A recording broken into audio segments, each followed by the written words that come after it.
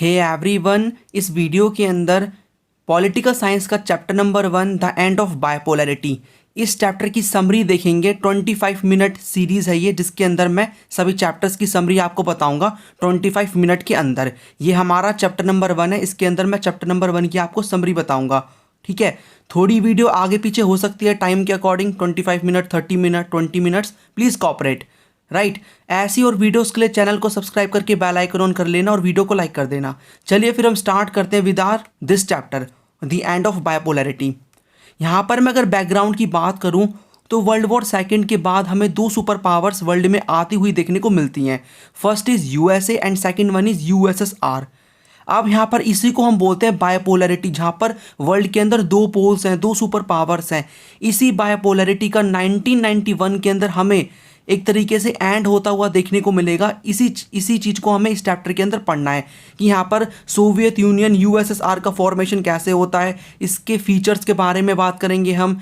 यहाँ पर कौन कौन सी प्रॉब्लम्स थी जिसकी वजह से डिसइंटीग्रेशन होता है, कौन कौन से कॉन्सिक्वेंसेस थे डिसइंटीग्रेशन के, शॉक थेरापी उसके कॉन्सिक्वेंसेस।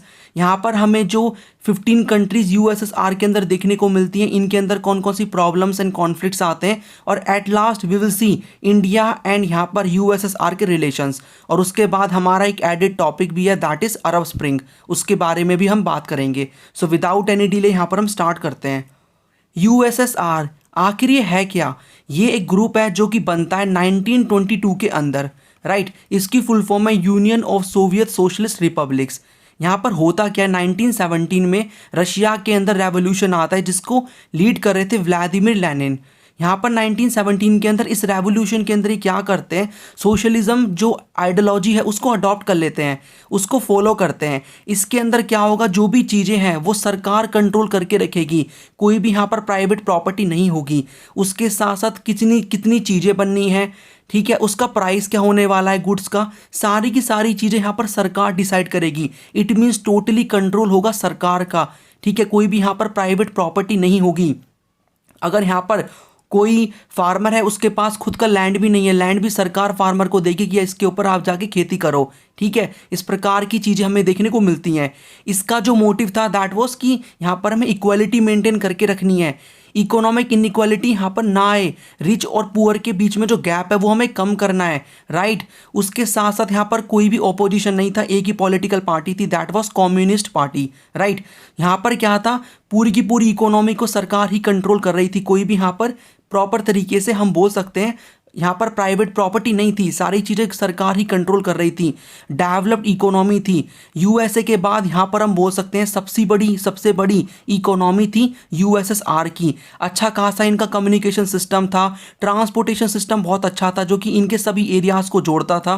राइट, उसके साथ साथ इनके पास कई सारे रिसोर्सेज थे, oil, iron and steel, machinery production, इनकी इंडस्ट्री हर चीज़ प्रोड्यूस कर रही थी यूएसएसआर की, पिन से लेकर कार तक, यानी छोटी चीज़ से लेकर बड़ी से बड़ी चीज़ तक। यहाँ पर मिनिमम स्टैंडर्ड ऑफ लिविंग था। मिनिमम स्टैंडर्ड ऑफ लिविंग का मतलब यहाँ पर सरकार क्या करेगी, लोगों की हेल्प करेगी, उनको सब्सिडी प्रोवाइड करेगी कि यहाँ पर रोटी, कपड़ा, मकान, ठीक है, इन चीज़ों के ऊपर एक तरीके से मिनिमम स्टैंडर्ड ऑफ लिविंग जो कि जीने के लिए हमें चाहिए उनको प्रोवाइड करेगी सरकार। गवर्नमेंट सब्सिडी प्रोवाइड करती थी, वेलफेयर स्कीम्स, कोई भी अनएम्प्लॉयमेंट नहीं थी। उसके साथ साथ सारी की सारी चीज़ें सरकार ही कंट्रोल करती थी। ठीक है, तो इस यूएसएसआर जो कि 1922 के अंदर बनता है, इसके अंदर 15 कंट्रीज थी। यहाँ पर आप मैप में देख सकते हो, रशिया, एस्टोनिया, लटविया, लिथुआनिया, ठीक है, Belarus, Moldova, Ukraine, Georgia, Armenia, Azerbaijan, Turkmenistan, Uzbekistan, Kazakhstan, Kyrgyzstan, Tajikistan. तो ये आपको कंट्रीज देखने को मिलती हैं। लेकिन आपके माइंड में फिर क्वेश्चन आएगा, सर फिर क्या प्रॉब्लम थी यहाँ पर यूएसएसआर के अंदर जिसकी वजह से डिसइंटीग्रेशन होता है इसका 1991 के अंदर। तो प्रॉब्लम्स अब हम डिस्कस करते हैं, कौन कौन सी प्रॉब्लम्स थी जिसकी वजह से डिसइंटीग्रेशन होता है। यहाँ पर देखो, मैंने आपको बताया कोई भी डेमोक्रेसी नहीं थी, एक ही पॉलिटिकल पार्टी थी जो कि रूल कर रही थी, लोगों के पास कोई भी राइट नहीं थे, उनके पास फ्रीडम नहीं थी स्पीच की, डेमोक्रेसी नहीं थी, ऑटोक्रेटिक सरकार है, कोई डेमोक्रेसी नाम की चीज़ नहीं है। सरकार अनअकाउंटेबल है, मतलब कोई भी सरकार पॉलिसी बना रही है तो आप जाके ये नहीं पूछ सकते कि आप हमें बताओ उसके बारे में, आपने ये लॉ क्यों बनाया। ठीक है, अनआंसरेबल है, लोगों की एक तरीके से बातों का जवाब नहीं देगी सरकार। राइट, रशिया डोमिनेट कर रहा था, सबसे बड़ी कंट्री है इसके अंदर रशिया जो कि डोमिनेट कर रहा था। इस यहाँ पर जो हम बोल सकते हैं, और जो बाकी 14 कंट्रीज़ हैं उनको, राइट। उसके साथ साथ इनके कल्चर को सप्रेस किया जा रहा था, इनके पीपल को। यहाँ पर टेक्नोलॉजी एंड इंफ्रास्ट्रक्चर में हम बोल सकते हैं पीछे था यूएसएसआर, क्योंकि यहाँ पर आपको देखने को मिलेगा यूएस क्या कौन सी आइडियोलॉजी फॉलो कर रहा था, कैपिटलिज्म। उसके अंदर प्राइवेट हमें देखने को मिलता है। इसकी वजह से यहाँ पर टेक्नोलॉजिकल एडवांसमेंट आ रही थी यूएसए के अंदर, वेस्टर्न कंट्रीज़ के अंदर, जो कि यहाँ पर यूएसएसआर के अंदर नहीं था। लोग यहाँ पर थक चुके थे, उन्हें प्रॉब्लम्स आ रही थी। यहाँ पर कोई भी हम बोल सकते हैं मोस्टली पैसा खर्च किया जा रहा था मिलिट्री के ऊपर, बिकॉज कोल्ड वॉर चल रहा था उस टाइम पे। 1979 के अंदर यहाँ पर यूएसएसआर अफगानिस्तान के ऊपर इन्वेड कर देता है, जिसकी वजह से उनकी इकोनॉमी को बहुत लॉस होता है, राइट। यहाँ पर शॉर्टेज थी कंज्यूमर गुड्स की, यहाँ पर फूड को इंपोर्ट करना पड़ रहा था। भाई खाना तो चाहिए आपको, तो आपके पास अगर फूड नहीं है तो आपको इंपोर्ट करना पड़ेगा। इनकी इकोनॉमी स्टैग्नेंट बन गई थी, तो ये सारी की सारी प्रॉब्लम्स थी यहाँ पर। लेकिन एक लीडर ऐसे हैं जो कि इन सारी प्रॉब्लम्स को देख रहे हैं, एनालाइज कर रहे हैं सिचुएशन को, और यहाँ पर वो सोचते हैं कि बस बहुत हो रहा है, यहाँ पर यूएसएसआर इससे टूट जाएगा, प्रॉब्लम्स है, लोगों की नीड को समझना पड़ेगा और हमें रिफॉर्म्स लाने पड़ेंगे। कौन है ये जो कि जिनके माइंड में एक तरीके से हम बोल सकते हैं हलचल चल रही है, जो कि रिफॉर्म्स लाने की कोशिश करते हैं? That was Mikhail Gorbachev. Mikhail Gorbachev 1885 के अंदर जो कम्युनिस्ट पार्टी है सोवियत यूनियन की, इसके बनते हैं यहाँ पर सेक्रेटरी जनरल सेक्रेटरी ये बनते हैं। और यहाँ पर वो रिफॉर्म्स लाने की कोशिश करते हैं। वो दो टाइप के रिफॉर्म्स लाते हैं, पेरेस्ट्रोइका एंड ग्लासनोस्ट। पेरेस्ट्रोइका के अंदर वो बात करते हैं कि इकोनॉमिक रिफॉर्म्स मैं प्रोवाइड करूँगा, सरकार का इकोनॉमी पे जो कंट्रोल है उसको मुझे कम करना है। ग्लासनोस्ट के अंदर यहाँ पर इस कुछ पॉलिटिकल रिफॉर्म्स की बात करते हैं कि हम आपको कुछ फ्रीडम देंगे, ठीक है, आपको यहाँ पर कुछ एक तरीके से बोलने की आज़ादी होगी। इससे यहाँ पर क्या होता है, चीज़ें थोड़ी थोड़ी सुधरने की कोशिश करने लगती हैं। बट यहाँ पर होता क्या है, अब आप खुद ही सोचो, यहाँ पर पॉलिटिकल पार्टी जो है कम्युनिस्ट पार्टी, ठीक है, जो कि एक सिंगल पार्टी थी, उसकी पावर कम करने की बात की जा रही है। क्या ये बात कम्युनिस्ट पार्टी के लीडर्स को हजम होगी? नहीं होगी ना। वो तो ऑब्वियसली नहीं चाहेंगे कि यहाँ पर ऐसे रिफॉर्म्स आए जहाँ पर हमारी पावर कम हो रही है और लोगों की पावर बढ़ रही है। इसलिए यहाँ पर इनका कूप करवा दिया जाता है 1991 के अंदर, इनका ओवरथ्रो करवा दिया जाता है, तख्ता पलट करवा दिया जाता है। लेकिन लोगों को अब फ्रीडम मिल चुकी थी, उसकी आदत हो चुकी थी, क्योंकि उनकी पॉलिसीज़ को इम्प्लीमेंट कर दिया गया था। हालांकि वो इतनी स्पीड में नहीं चल रही थी उनकी पॉलिसीज़, यहाँ पर इनके रिफॉर्म्स, बट यस पीपल को कुछ फ्रीडम मिली थी, तो वो यहाँ पर उन्होंने फ्रीडम का टेस्ट ले लिया था। अब उन्हें वो पुराना रूल नहीं चाहिए। इसीलिए यहाँ पर Boris Yeltsin as a hero emerge करते हैं और इस कूप को अपोज करते हैं, और वो इलेक्शन में जीत जाते हैं। एंड इलेक्शन में जीतने के बाद वो यहाँ पर क्या करते हैं, ऑफिशियली 1991 के अंदर यूएसएसआर का डिसइंटीग्रेशन डिक्लेयर कर देते हैं। और यहाँ पर रशिया, यूक्रेन, बेलारूस, बड़ी बड़ी जो ये हम बोल सकते हैं कंट्री हैं, ये बोलती हैं कि जो यूएसएसआर है वो अब डिसबैन हो गया है एक तरीके से। ये जो यूएसएसआर है वो डिसबैन हो गया है, टूट गया है। उसके बाद यहाँ पर जो कुछ कंट्रीज़ मिलके बाद में ग्रुप बनाती है कॉमनवेल्थ ऑफ इंडिपेंडेंट स्टेट्स, ताकि हम मिलके काम कर सकते हैं, ठीक है, और भी चीज़ों के अंदर। बिकॉज एक साथ एक ग्रुप टूट गया तो उन्हें झटका टाइप लगता है कि अब हम किस तरीके से मिलके चलेंगे, हमारी कंट्रीज़ के अंदर प्रॉब्लम है, तो वो CIS बनाते हैं। यहाँ पर आप CIS का मैप देख सकते हो, कौन कौन सी कंट्रीज़ इसके अंदर आती हैं। ये हैं बोरिस येल्सिन, जो कि फर्स्ट इलेक्टेड प्रेसिडेंट भी बनते हैं यहाँ पर रशिया के, राइट। अब यहाँ पर हम जनरली कॉजेज़ को डिस्कस कर लेते हैं कि व्हाट वर द कॉजेज़ जिसकी वजह से डिसइंटीग्रेशन हो रहा है, ठीक है। यहाँ पर 6 मार्क का क्वेश्चन एग्जाम में बन जाता है, तो आपको इन्हीं पॉइंट्स को मेंशन करना पड़ेगा। एंड यहाँ पर मैं आपको इतनी डिटेल्स के अंदर नहीं ले जा रहा, बिकॉज ये समरी वीडियो है रिवीजन के लिए, राइट। इकोनॉमिक स्टैग्नेशन थी, इसका मतलब मोस्टली पैसा खर्च किया जा रहा है मिलिट्री के ऊपर, ठीक है। उसके साथ साथ 1979 के ऊपर अफगानिस्तान के ऊपर इन्होंने अटैक कर दिया, जिससे इनकी इकोनॉमी को बहुत बड़ा झटका मिलता है। उसके साथ साथ यहाँ पर फूड की शॉर्टेज होती है, राइट। यहाँ पर कोई भी फ्री ट्रेड नहीं हो रहा, तो यहाँ पर एक तरीके से फ्री ट्रेड नहीं है, ठीक है। और यहाँ पर क्या हो रहा है, कलेक्टिव फार्मिंग होती थी, प्राइवेट फार्मिंग नहीं होती थी, तो उसकी वजह से फूड की शॉर्टेज होती है। इंपोर्ट यहाँ पर इनके क्या होते हैं, एक तरीके से बढ़ जाते हैं। और उसके साथ साथ हम बोल सकते हैं उनकी इकोनॉमी स्टैग्नेंट कर जाती है, ठीक है, ग्रो नहीं कर रही थी, इकोनॉमिक प्रॉब्लम्स थी। ये मोस्टली पैसा किस पे खर्च कर रहे थे, मिलिट्री के ऊपर, बिकॉज उस टाइम पे आर्म्स रेस चल रही थी। Cold war was there at that time between USA and USSR, तो मोस्टली पैसा खर्चा किया जा रहा है इन सब के ऊपर, ठीक है। उसके साथ साथ ये खर्च कर रहे थे स्पेस के अंदर, राइट, बिकॉज दिखाना था USA को कि देखो आपके पास पावर है तो हम भी काफ़ी पावरफुल हैं। यहाँ पर जो एडमिनिस्ट्रेशन था वो स्टैग्नेंट था, ठीक है। इसको मैं अगर आपको दोबारा बताऊं इस पॉइंट के अंदर, अब आप खुद ही सोचो, मिलिट्री के ऊपर पैसा खर्च किया जा रहा है, लोगों के ऊपर नहीं किया जा रहा, आम लोगों के ऊपर, डिससेटिस्फैक्शन तो आएगी ना अंदर से। लोग डिमांड करेंगे कि अब हमें इंडिपेंडेंट करो, राइट। स्टैग्नेंट एडमिनिस्ट्रेशन था, एक ही पॉलिटिकल पार्टी थी, कोई इलेक्शन नाम की चीज़ नहीं थी, कोई यहाँ पर फ्रीडम नहीं है, ठीक है, कुछ भी राइट्स नहीं मिल रहे हैं, तो यहाँ पर करप्शन भी काफ़ी ज़्यादा था, तो लोग बहुत ज़्यादा तंग आ चुके थे, राइट। इसके साथ साथ रशिया यहाँ पर डोमिनेट कर रहा था इसके अंदर, यूएसएसआर के अंदर। मिखाइल गोर्बाचेव पॉलिसी लाने की कोशिश करते हैं बट इनका कूप हो जाता है, और उसके साथ साथ ये बहुत स्लोली चल रहे थे, लोगों को इनसे उम्मीदें थी बट ये बहुत स्लोली काम कर रहे थे, एंड यहाँ पर ये कंटिन्यू भी नहीं कर पाते, इनका कूप हो जाता है। लेकिन जो फ्रीडम प्रोवाइड करी थी इनके रिफॉर्म्स ने, लोग एक तरीके से उसको यूज़ करने लग गए थे, उसके बारे में अवेयर हो गए थे कि फ्रीडम किस तरीके से मिल सकती है, उसका हम कैसे यूज़ कर सकते हैं, इसलिए उन्हें अब हर हाल में फ्रीडम चाहिए थी।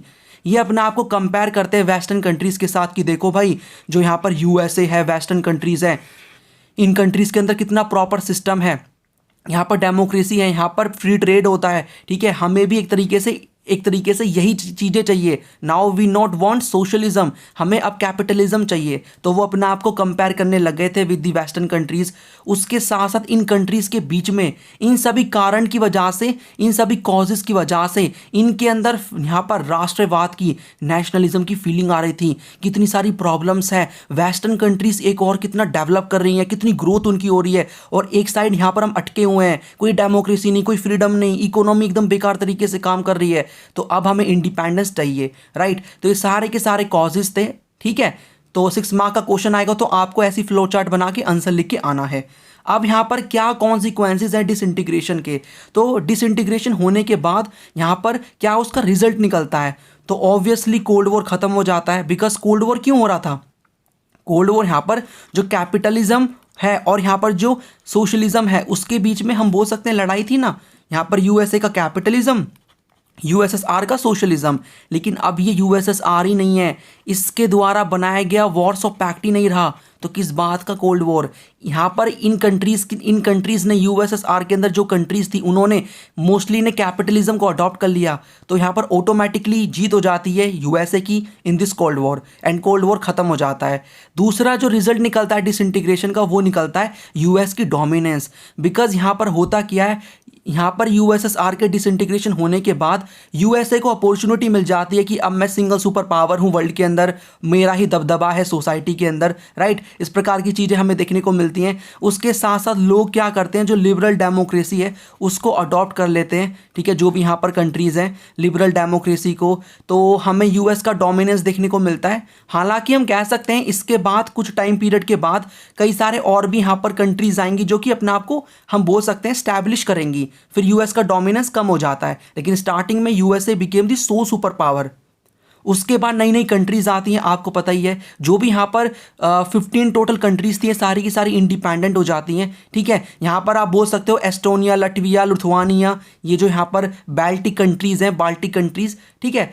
और उसके साथ साथ यहाँ पर जो ईस्ट यूरोपियन कंट्रीज़ हैं वो यहाँ पर क्या करती हैं, इंडिपेंडेंट हो जाती हैं, अपना रिलेशन बनाती हैं वो नाटो के साथ, ठीक है, यूएसए के साथ वो रिलेशन अपना स्टैब्लिश करती हैं। उसके साथ साथ कुछ यहाँ पर जो सेंट्रल एशियन कंट्रीज़ हैं जैसे कि कजाकिस्तान, किर्गिस्तान, ये एक तरीके से क्या करती हैं, रशिया के साथ रिलेशन स्टैब्लिश कर लेती हैं। बिकॉज रशिया उनकी एक तरीके से नेबरिंग कंट्री थी, नॉट थी, अभी भी है, ठीक है, और एक तरीके से वो उसके साथ रिलेशन बनाते हैं। बाद में वो जो वेस्टर्न कंट्रीज़ हैं, ठीक है, यूएसए है, इनके साथ रिलेशन स्टैब्लिश करते हैं। तो यहाँ पर सारी की सारी कंट्रीज़ आज़ाद हो जाती हैं और यहाँ पर नई नई कंट्रीज सामने आती हैं। तो ये तीनों रिजल्ट थे यूएसएसआर के डिसइंटीग्रेशन के। क्वेश्चन बनेगा what were the consequences of disintegration of USSR, आपको इन्हीं पॉइंट्स को मेंशन करना पड़ेगा। आई होप आपको चीज़ें समझ में आ रही हैं। अब यहाँ पर देखो, अब इन सभी कंट्रीज़ को अपने सिस्टम को चेंज करना है, बिकॉज इन्हें प्रॉब्लम हो रही थी। अब ये क्या कर रहे थे, ये क्या करेंगे, शॉक थेरापी लेकर आएंगे। इसका मतलब ये एक प्रोसेस है ट्रांजिशन का। ये अपने सिस्टम को चेंज करते हैं from authoritarian socialist system to democratic capitalist system.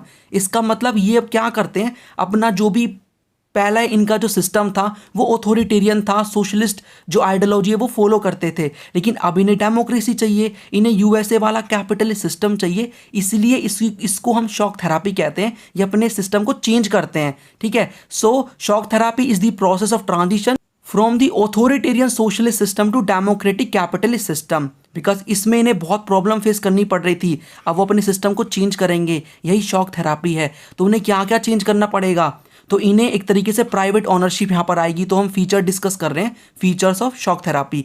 Private ownership यहाँ पर आती है, ठीक है। हर चीज़ अब प्राइवेट के हाथ में आएगी, पहले यहाँ पर सरकार का कंट्रोल था, राइट।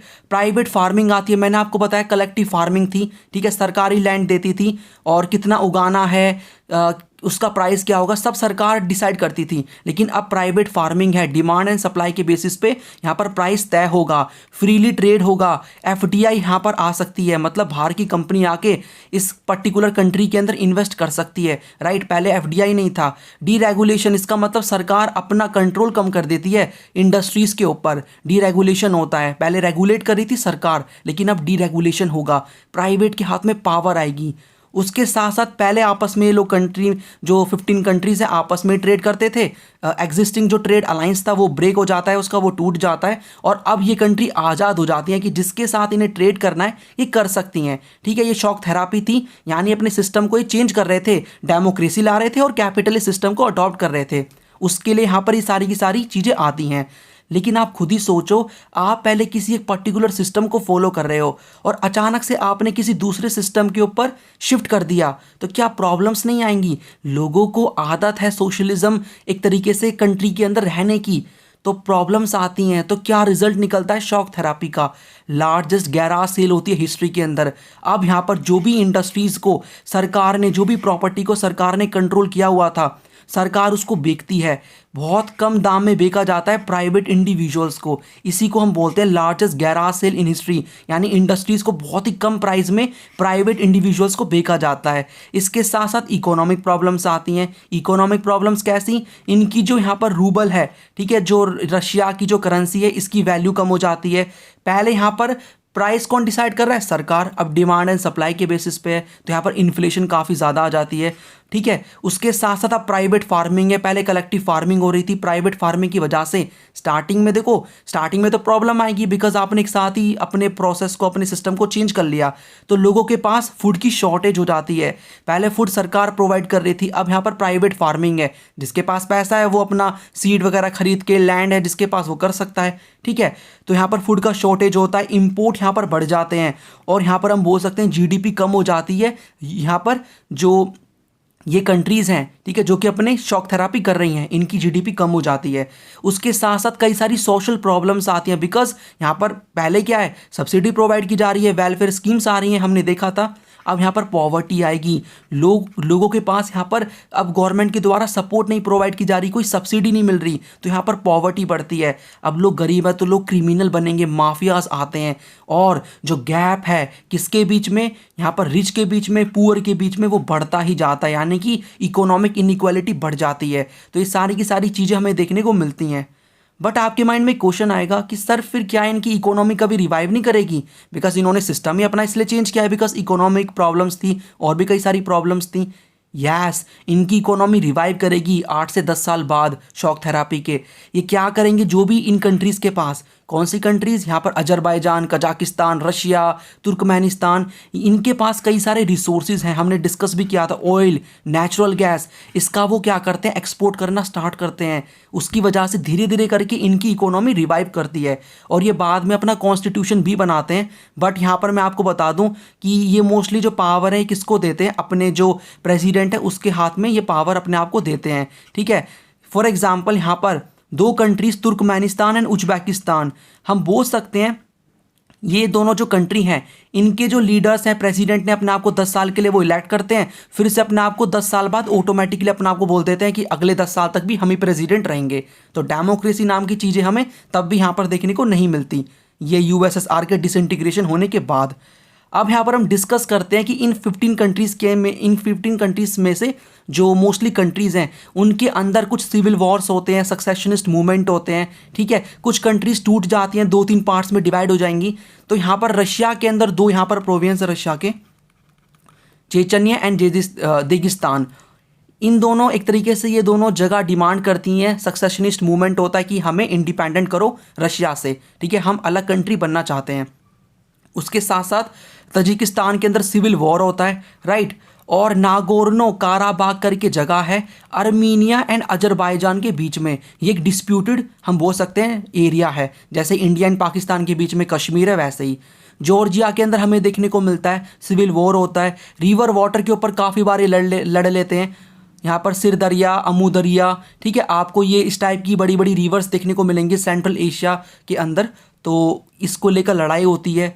चेकोस्लोवाकिया दो पार्ट्स में डिवाइड हो जाता है, एक है चेक रिपब्लिक, एक है स्लोवाकिया, एंड यूगोस्लाविया नाम की कंट्री आपको देखने को नहीं मिलेगी अब, ये भी 7 पार्ट्स में डिवाइड हो जाती है। तो यहाँ पर मैं आपको बता रहा हूँ कि इन कंट्रीज़ के बीच में कॉन्फ्लिक्ट्स भी होते हैं, टेंशंस भी आती हैं, कहीं पर सिविल वॉर हो रहा है, कहीं पर टेरिटरी को लेकर लड़ाई हो रही है, कहीं पर सक्सेशनिस्ट मूवमेंट हो रहे हैं, रिवर को लेकर लड़ लेते हैं, कुछ कंट्रीज़ 2 पार्ट में डिवाइड हो रही हैं, यूगोस्लाविया 7 पार्ट्स में डिवाइड हो जाती है। लाइक यहाँ पर आपको जो पहले यूगोस्लाविया थी, ठीक है, अब यहाँ पर वो कंट्री नहीं है, अब आपको कौन सी कंट्रीज देखने को मिलेंगी, यहाँ पर क्रोएशिया, स्लोवेनिया, बोस्निया हर्जेगोविना, ठीक है, इस प्रकार की कंट्रीज आपको देखने को मिलेंगी। ये सारी कंट्रीज मिलके पहले क्या थी, यूगोस्लाविया थी, राइट। अब यहाँ पर हम डिस्कस करते हैं इंडिया एंड यूएसएसआर के रिलेशंस। तो स्टार्टिंग से ही हमारे जो रिलेशन है वो यूएसएसआर के साथ अच्छे रहे हैं, एंड अगर मैं यहाँ पर यूएसएसआर में से सबसे बड़ी कंट्री निकाल देता हूँ रशिया, इसके साथ भी अगर आप देखोगे तो हमारे जो रिलेशन है वो काफ़ी अच्छे हैं, इवन प्रेजेंट में भी, राइट। इकोनॉमी की फील्ड की अगर हम बात करें तो यहाँ पर यूएसएसआर ने हमारी जो पब्लिक सेक्टर जो अंडरटेकिंग्स हैं, पब्लिक सेक्टर कंपनीज़ हैं, इंडस्ट्रीज़ की हेल्प करी थी, ठीक है, और उसके साथ साथ एक तरीके से हम बोल सकते हैं फाइनेंशियली इनको एड किया था, राइट। और हमें कई सारी चीज़ों में इन्होंने मदद करी है। जब हमारे पास फॉरेन करेंसी नहीं थी इनको देने के लिए, इन्होंने इंडियन रूपी को भी एक्सेप्ट किया। पॉलिटिकल की बात करें, पॉलिटिक्स के फील्ड में भी हमेशा से कश्मीर के इशू में सपोर्ट किया है यूएसएसआर ने, राइट। अब रशिया भी करता है, ओके। एंड यहाँ पर 1971 के अंदर इंडिया और पाकिस्तान की लड़ाई होती है, जिसके अंदर यहाँ पर यूएसएसआर मींस रशिया हमें सपोर्ट करता है, ठीक है। और यहाँ पर बांग्लादेश नाम की जो नई कंट्री है वो सामने आती है। मिलिट्री की बात करें तो लार्जेस्ट मिलिट्री पार्टनर है, पहले भी था अब भी है, रशिया की बात करें तो, ठीक है। तो यहाँ पर हम यूएसएसआर की बात कर रहे हैं, बट आप यहाँ पर रशिया सोच सकते हो, बिकॉज सबसे बड़ी कंट्री यूएसएसआर में रशिया ही थी। तो मिलिट्री, सबसे बड़ा मिलिट्री यहाँ पर हमारा पार्टनर है, इससे हमने कई सारे मिलिट्री इक्विपमेंट्स परचेज करे हैं, हम मिलके कई सारे जो मिलिट्री इक्विपमेंट्स हैं उनको बना रहे हैं, राइट। कल्चर की बात करें तो हमारा जो कल्चर है वो पॉपुलर है, यहाँ पर रशिया के अंदर कई सारे राइटर्स विजिट करते हैं, कई सारे हमारी जो चीज़ें हैं वो पॉपुलर हैं। तो इस टाइप की आपको चीज़ें लिखनी पड़ेंगी जब क्वेश्चन बनेगा इंडिया यूएसएसआर के क्या रिलेशंस हैं, राइट। इकोनॉमी की फील्ड में, यहाँ पर पॉलिटिकल फील्ड में, मिलिट्री की फील्ड में, कल्चर की फील्ड में, तो क्वेश्चन बनेगा। आई होप आप अब लिख पाओगे, राइट। लास्ट टॉपिक हमारा इस चैप्टर के अंदर ऐड हुआ है, जो कि लास्ट टॉपिक है, आपको यहाँ पर रेफरेंस मटेरियल में मिल जाएगा। अरब स्प्रिंग होता क्या है ये आप देख सकते हो, ये जो कॉन्टिनेंट है, ठीक है, अफ्रीकन कॉन्टिनेंट, यहाँ पर क्या होता है, प्रॉब्लम्स क्रिएट होती हैं। यहाँ पर डेमोक्रेसी नहीं थी, और यहाँ पर अरब स्प्रिंग स्टार्ट होती है फ्रॉम दिस कंट्री तुनीसिया। 2009 के अंदर तुनीसिया से अरब स्प्रिंग की स्टार्ट होती है, अरब स्प्रिंग स्टार्ट होता है। क्यों? बिकॉज यहाँ पर कई सारी प्रॉब्लम्स थी, वही सेम प्रॉब्लम्स, डेमोक्रेसी नहीं है, ऑथोरिटेटिव, यहाँ पर हम बोल सकते हैं ऑथोरिटेरियन सरकार है, डिक्टेटर है, ठीक है, अनएम्प्लॉयमेंट है, पॉवर्टी है, लोगों के ऊपर ध्यान नहीं दिया जा रहा, ऑटोक्रेटिक डिक्टेटरशिप। अगर मैं यहाँ पर बात करूँ, बाद में तुनीसिया के बाद इजिप्ट में भी और भी कंट्रीज़ में ये स्प्रेड होता है अरब स्प्रिंग, आसपास की कंट्रीज़ में। इजिप्ट के अंदर होस्नी मुबारक करके लीडर बने हुए थे यहाँ पर 30 साल तक के लिए। अरब स्प्रिंग के चलते ही लोगों ने इनकी सरकार को ओवरथ्रो कर दिया, इनको इनकी गद्दी से इनको निकाल के फेंक दिया बाहर, राइट। बाद में ये और भी कंट्रीज़ में फैलता है, येमेन, बहरीन, लीबिया, सीरिया के अंदर, आप मैप में भी देख सकते हो। और मेन डिमांड क्या है? डेमोक्रेसी। हमें डेमोक्रेसी चाहिए, हमें डेमोक्रेटिक सरकार चाहिए। आप हमारे ऊपर अत्याचार कर रहे हो, कोई डेमोक्रेसी नहीं है, ठीक है, अनएम्प्लॉयमेंट है, पॉवर्टी, ये कई सारी प्रॉब्लम्स हैं। तो स्टार्ट फ्रॉम दी तुनीसिया, ठीक है, एंड 2009 के अंदर बाद में और भी कंट्रीज़ में ये स्प्रेड करता है, ठीक है। तो with this we have finished with this particular chapter. I hope आपको चीज़ें समझ में आई होंगी। अगर आपको इस चैप्टर की डिटेल्ड नोट्स चाहिए जो कि पेड है, आप इसको ले सकते हो। आपको डिस्क्रिप्शन बॉक्स में सारी चीज़ें मिल जाएंगी, डिटेल्स मिल जाएंगी। तो ये तो शॉर्ट नोट्स हैं, आपको डिटेल में बहुत ही प्रॉपर तरीके से मैंने नोट्स प्रिपेयर करें, आपको वो लेने हैं तो आप ले सकते हो। बाकी अब हम मिलेंगे नेक्स्ट वीडियो के अंदर, जिसके अंदर मैं आपको बताऊंगा नेक्स्ट चैप्टर। यहाँ पर पॉलिटिकल साइंस का 25 मिनट्स के अंदर हम ऐसे ही उस चैप्टर की समरी डिस्कस करेंगे। वीडियो को लाइक कर देना, शेयर कर देना। चलिए फिर मिलते हैं नेक्स्ट वीडियो के अंदर। ये है इस वीडियो का end. Thanks for watching and as always God bless you all.